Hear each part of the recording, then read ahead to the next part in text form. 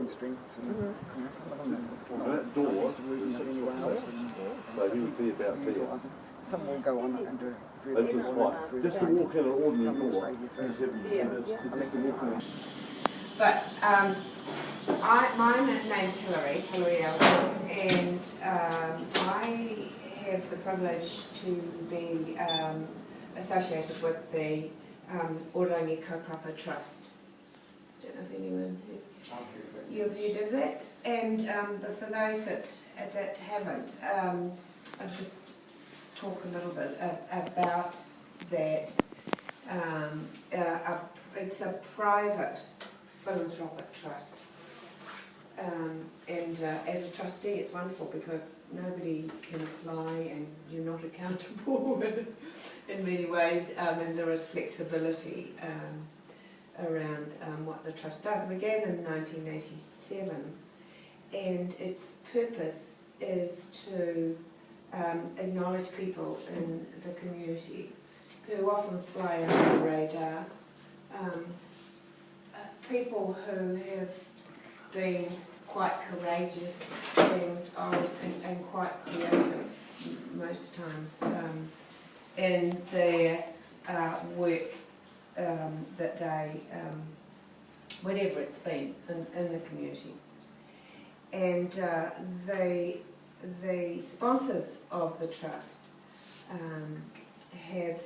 were themselves quite innovative in their business, and they were being successful in that.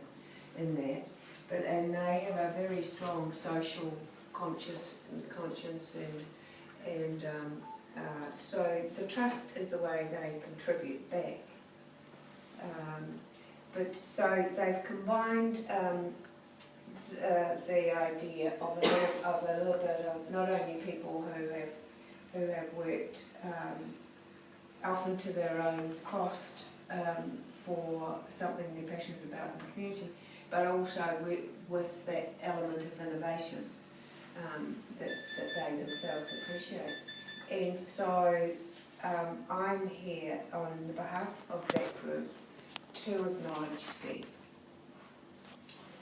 Now, this the only rule of the trust is that the gift is used to refresh. It's like a little a sabbatical, or it's a treat, and it's not for the organisation. And so you are all here, and I particularly wanted Janine and Grace here to know that their Steve was highly regarded, and in the work that he's been doing here, and how Trees for Canterbury has evolved, and how it's brought in other good people along, but it needed it.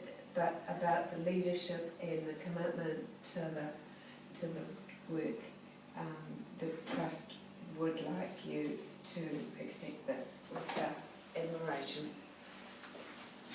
Thank you very much. I work for Savory because I don't do my job on my own. I couldn't do it without all their support and all people that are involved with Trees for Canterbury. I couldn't do it without Janine and Grace's support. It is they get me up in the morning, or is it the other way around? But it is something that I don't do on my own, and but, I thank you very much for. This is something you can celebrate as a family, and those that care about you and work with you here, I'm sure will be really pleased for you to do something. On Tim and Peter Vink's behalf, who nominated Steve for this, and suggested him and put his name forward. Having been on the trust, on the board of trustees for 20 years myself, and working with Steve over that period, Wow. knowing the amount of work that Steve has put in over and above his normal duties. He's attending here during the day and he's paid for his hours here. but attending all the plantings and organising them, coming to meetings we have here every month in this room. It's all unpaid.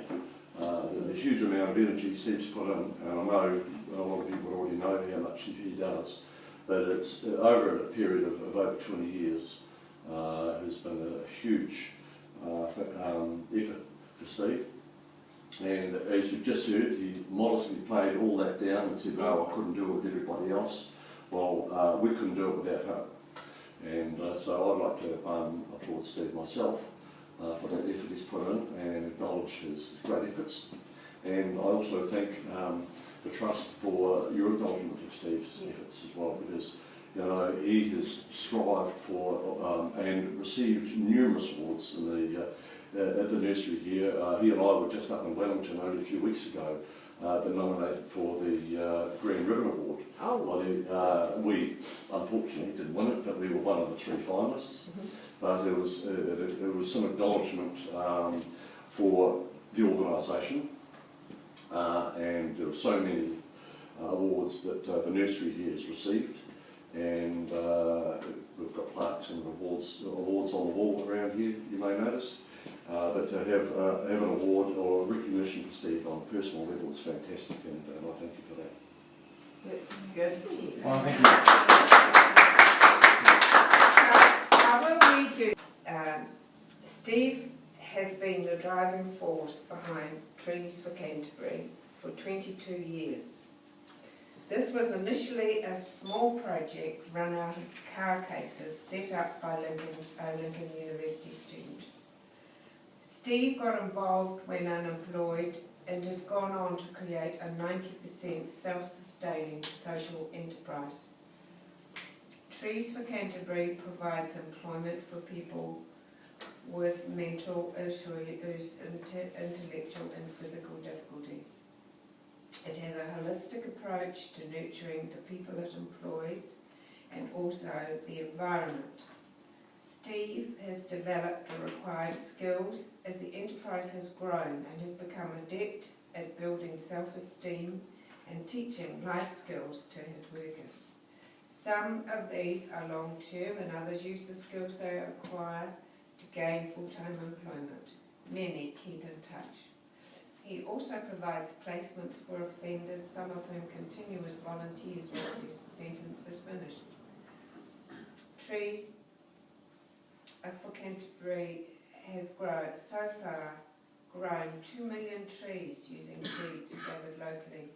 2/3 of the plants are used for community and environment projects, and 1/3 are sold to cover costs.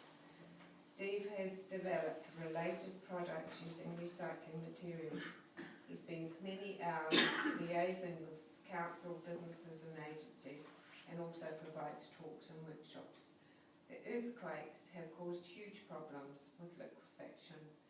From the day of the first quake, he and his offsider Robin have been proactive in ensuring the well-being of all the workers.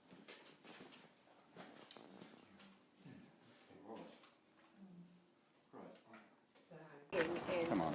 and this, they know, is for everybody in the family, that special people that... You will look just this way. Maybe smile for us. Smile. Wow.